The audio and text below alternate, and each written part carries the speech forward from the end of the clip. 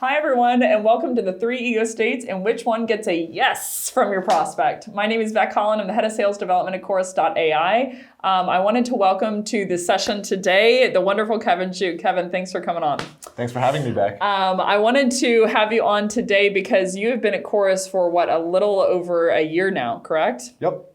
He's one of our senior SDRs, absolutely crushing it. And I think one of the reasons why is you have a really good understanding of kind of the psychology of prospecting. Did I get that right? I think so. Yeah, so I hope so for all of our sakes. We've been doing a lot of training sessions over the which ego state you should reach out to your prospect to make them, really feel attracted to your message almost and want to respond. So today, as far as the agenda, I wanted to unpack 3 different sections. We'll first start with defining the 3 ego states. The second part will go on to which ego state triggers which opposing ego state in your prospect. So we'll do from our angle to theirs, which one it really calls for. And then we'll finish with examples for each one of these ego states. So full disclosure at the beginning of this session, I don't know if I'm spilling my metaphorical jewels too early, but the ego state that you want to stay in with your prospect is the adult ego state. So without further ado, let's unpack some of the content. So the 3 ego states that you have within your body that any human being psychologically has is the parent ego state, the child ego state, and the adult ego state. The parent ego state consists of 2 ego states, actually. The parent ego state is incorporating the behaviors of your parents that you saw when you were growing up. So you have the A, controlling parent, and then you B, have the nurturing parent. So those are the 2 ego states within the parent ego state. The second ego state is your child ego state. So you actually have 2 pieces of your child ego state. And again, this is incorporated when you're incorporating the thoughts, feelings, and behaviors of how you acted when you were a child. So you have the first one is the adaptive ego state. So think of the kind of rebellious ego state. So you have an example of a rebellious ego state?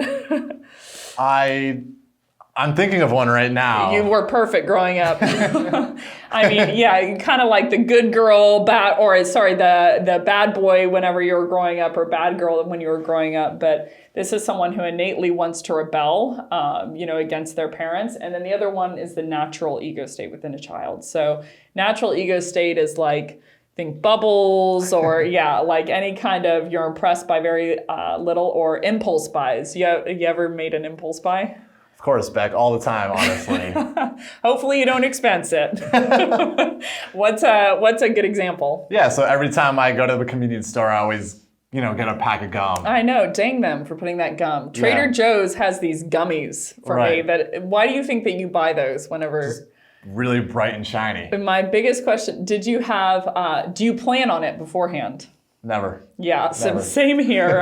When I'm in that Trader Joe's line and I'm checking out, I always buy those gummies, and it's more of an impulse buy. So think if you're at a conference and you see like a chocolate chip cookie, that's the child ego states. It's really classified by wanting something or desiring something last minute. So even as an adult, we still have that ego state. And if we flip into it, then we immediately impulse towards something even when we know it's not good for us.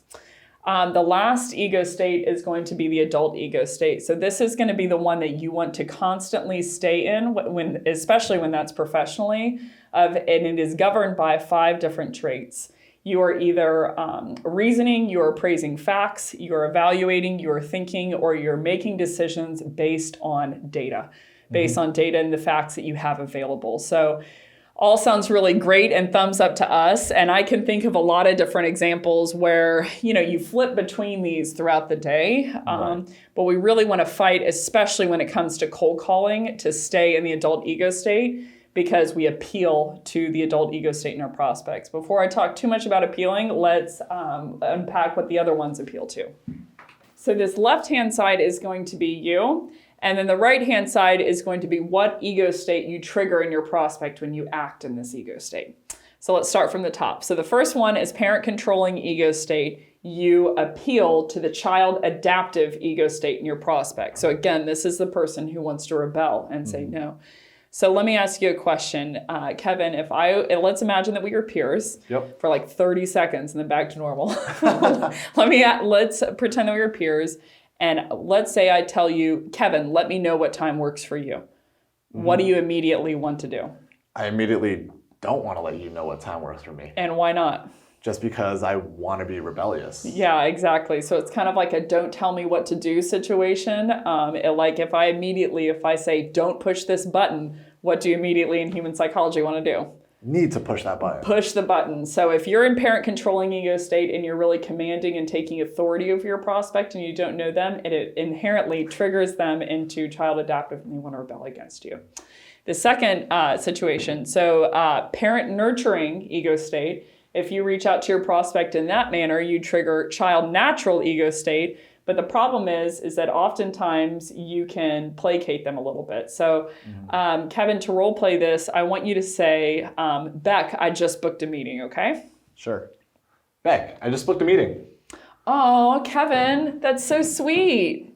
Okay, time out. How are you feeling right now?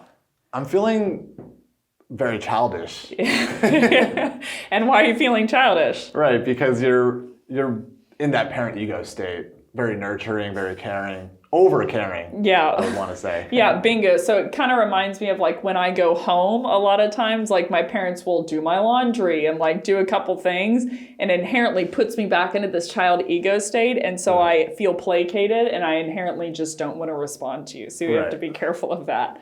I'm glad that it's not just me. By the way, Mom, I'm sorry if you're watching. Keep doing my laundry. The second one we're going to go into is a child ego state. So child adaptive ego state. If you go into that ego state with your prospect, you're going to trigger parent controlling. So I want you to role play with me that you tell me to come in at 6 a.m. tomorrow, okay? Sure thing. All right. Becc, I want you to come in at 6 a.m. tomorrow. But Kevin, that's not fair. Time out. What would your immediate response almost be? I'd say, but you have to do it. Bingo. So you want to go ahead, like if I say that's unfair to someone, then they immediately want to go into the parent controlling ego state and say, you know, who cares? So like another great example, I want you to role play with me if you say, don't touch that, okay? Yep. Becc, don't touch that, it's too hot. Why? So immediately, what would your response almost be as a parent? Just don't do it. Yeah, because I said so. It's like the classic, even the movie, because I said so, of like, if I'm rebelling against the parent or asking them why or trying to run their logic system, through my framework, then I inherently I trigger my prospect into parent controlling ego state and they want to say no, that they won't book a meeting. So again, I can't even wait for the juicy examples that are going to be at the end of how you can trigger this and avoid it, but that's that ego state. And the last one is child natural. If you act in child natural, then you will trigger parent nurturing state within your prospect. Either way, the parent nurturing or controlling isn't a good state to be because they immediately want to say no to you. But child natural, good example. Kevin, has someone ever asked you or told you about a problem? It told you about a problem period, and what did you want to do in reaction to it? Yeah, so whenever anyone asks me to, solve a problem, I immediately want to obviously solve it. Okay, very normal. Right. Has anyone ever gotten mad at you for solving their problem? They have. And why did they get mad at you? I think they just wanted me to listen. Bingo. So if I'm in child natural state, so this happens a lot between people of they're venting about a problem, someone on the opposing end, they want to try and solve that problem because they're in adult ego state. And instead, what the person is asking for or looking for is that parent nurturing state. So they just want someone to listen, comfort them in a time of need and just say, like, it's all going to be okay. Mm-hmm. And then the last one, if you're in adult ego state, then you're going to appeal to the adult in someone else. So we can, again, fluctuate between all three of these ego states. So you want to make sure that you're in the adult, so you appeal into the adult within another. But without further ado, let's get into the third part, which is the examples and how you can trigger your prospect into the adult ego state and to say yes, just like that. Oh, you even did my hair on the way. At any rate, we realized that you can't really read these on the board, but our pen kind of ran out of ink because we've been doing a lot of these. So we wanted to just read these examples to you. So again, just as a reminder, you have parent and child ego state. These are the ones that you want to avoid in your outreach, and then we'll finish with adult that you want to appeal to prospects in your outreach. So without further ado, I'll kick off with number one. The first example that I see a lot in outreach is you're commanding your prospects to do something when you have no authority to do it. So it triggers child adaptive. So a great example is when you tell your prospects to let me know. So at the end of your outreach, sometimes you'll say you'll need a time. And so you'll say, please let me know, or, is the number one example that comes into my brain. But any kind of situation where you're commanding someone to do something, I would avoid doing it. Number two. Right, so number two, putting accountability on them for not responding. For example, calling someone and just saying, hey, did you see my last email, or did you listen to my last voicemail? It puts the accountability on them. Yeah, so I've heard prospects, or people who are prospecting into accounts say, I actually have sent you a few emails, and they'll pause, and it's like, what, so? Right. They didn't work, so let's, why are you here is what I'm thinking on the prospecting line. Number three, just like you mentioned, did you receive my last email? Or like just checking in, or friendly reminder, or bubbling this to the top, or I know that you're busy, but. My mom does that a lot. She'll say, I know you're busy, but, and it's like, you either know I'm busy and don't care, or you don't believe that I'm actually busy. So this, we have to be really careful of. If you say, did you receive my last email? What am I really asking you? Please respond. Yeah, why didn't you respond? And so we're in parent ego, and so we're triggering them to act like a child and rebel against us, best case scenario. All right, number four. Number four, update my CRM.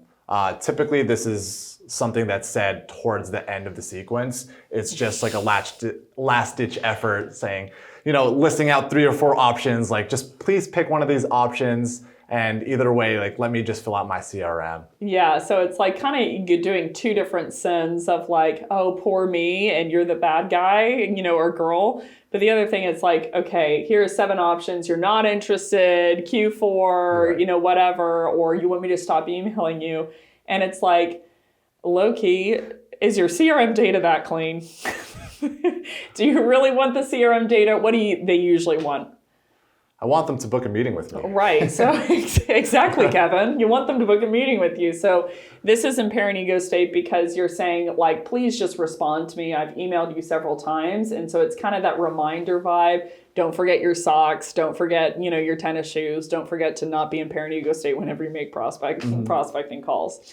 And then the fifth one is fitting them into your sales cycle. This is more of a technique item that I've seen a lot of companies do. And I think that's always like a progressive state of like, we need to get better about not having them jerk us around in whatever they want, but also not making someone, hit all of these, cross all of these boxes off to buy our product and really fit into my sales cycle. It's like, I'm not the one who should add, all the structure all the time and make you do what I want.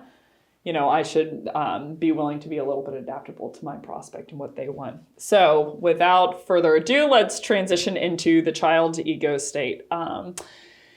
So we hit on this earlier. Number one, I put is telling someone that it's unfair. So, like we unpacked earlier, if you want your boss to not do something, tell them that whatever they're doing is unfair. So I kind of get the image of, you're like stomping your feet and you're like, well, that's not fair. So that's an example in prospecting. You want to do number two? Yes, leading questions. So a little bit of a pop quiz here. How can our viewers today determine whether they are in the adult ego state or the child or parent ego state whenever they're asking questions? Yeah, so I find that when asking questions in an adult ego state, it's coming from genuine curiosity, while in child or parent ego state, it's to blame, criticize, or to prove a point. Yeah, bingo. Yeah, I just got goosebumps because I was thinking of like, you'll see a lot of online like political debates or like heated debates, and they're like, no, I genuinely wanted to know why you voted for this person. And then it's like, they don't really genuinely want to know. So, like we mentioned earlier, you're always trying to gather data in the adult ego state. So it comes out of a place of curiosity. Whereas if child ego state, then you're like, tell me why you voted for him. Right. Number three, I've seen this in outreach a lot of people saying in the later stages of their emails, you must not be the decision maker. So it's like they haven't responded to you, and so they say, you must not be the decision maker. So if I were to tell you that, if you were to read that on an email and you are the decision maker, what would you feel like if I'm like, you must not be the decision maker? Like, whoa, I am the decision maker, but won't tell you. Bingo. Okay, so number 4. Number 4 is updating why objections aren't real that your prospects are giving. I see this a lot in the outreach community. A great example of an objection is we're using your competitor. And sometimes they'll mention someone who's not your head-on competitor. So if I told you, we're using blank and they're not a real competitor, what's your natural child ego response to be? I would say they aren't our competitor, and give a lot of information after that. Bingo. And then your prospect's like, well, I don't care. Like, thanks for the hugs for the continuing education, right. But, doesn't matter. I'm still hanging up the phone. Or another one is they'll say, I'm not the right person. And what is your natural instinct in child ego as someone who's... And I say, hey, you are the right person. You actually are. And I'm like, okay, great. I still want to hang up the phone. So telling someone, invalidating their objection and telling them why it isn't real is actually going to force them in all the wrong directions and make them not want to respond to you. So if you want to get your prospects to hang up the phone, good way to do it is to tell them your objection isn't valid. Okay, so now we've heard a lot about what not to do. Let's go into what to do. So we heard what not to do and examples of that in parent and child ego. Let's finish off with the 3 ways that you can be an adult ego so you appeal to the adult ego in your prospect. So really when it comes down to the adult ego, you're being very, like I mentioned earlier, evaluative. You're thinking, you're very based on facts. And so you appeal to the adult in your prospect. So why don't you kick us off with number 1? Sure thing. Yeah, so the good old-fashioned upfront contract from Sandler, it really enacts the logical sense in your prospects while using your own logic. Yeah. Becc, what's our upfront contract for Chorus? Oh my gosh, I'm on the spot. Okay. I did put you on the spot. Our upfront contract is, how about this? You give me the next 30 seconds to give you my best dog and pony show on who Chorus is and why I thought we might be a good fit for you and your team over at Oracle. And at the end of that 30 seconds, you can tell me whether it makes sense to continue the conversation from there. Fair? Did I nail it? That was pretty good.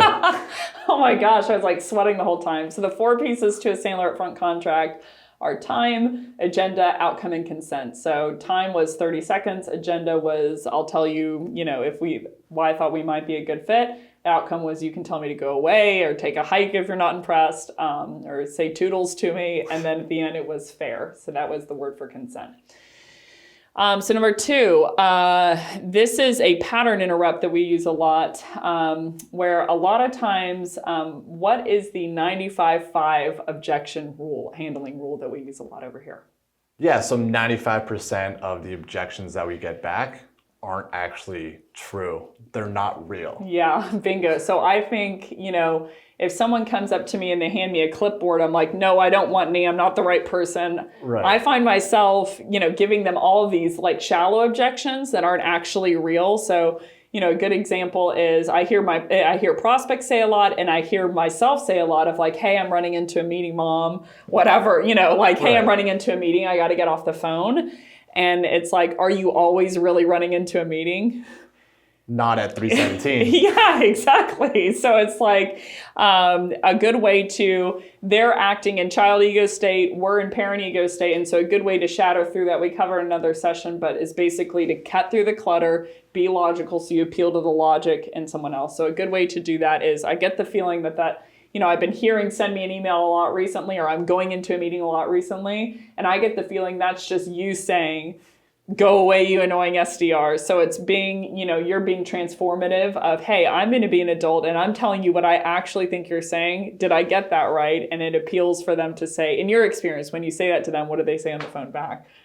They say, whoa, you're not being annoying. And then they give me, some time to actually pitch or Totally. some time to actually be human. Totally. So when we raise our bar and we go into adult ego state, it causes other people around us to raise our bar, and our prospects included on the phone. Mm-hmm. And then the last one is the elephant in the room. We just covered that, but a lot of times I feel like whenever we call someone and they give us all these emotional cues, it's like, what do we want to sprint through and do no matter what? We just want to book the meeting. Yeah, exactly. So I hear a lot of totally every time. So I'm like, when I hear that on the phone of like, I'll be like, oh, I'm good. Then I'll hear the SDR be like, well, how about that? Give me the next 30 seconds. Let me pitch the product. But if you can call the elephant out in the room of what you think they're actually saying to you between the lines, it's a good way to communicate like, hey, I'm an adult, so I want you to be an adult too. And so it kicks off a little bit of rapport because they feel like, they think that you understand them. So that is it. In summary, these are the 3 ego states. This is which ego state you're appealing to in your prospect when you act in the left-hand side of the column, and those were the 3 types of examples that you can't read on the board. Thanks everyone so much for coming. I hope you have a great rest of your day.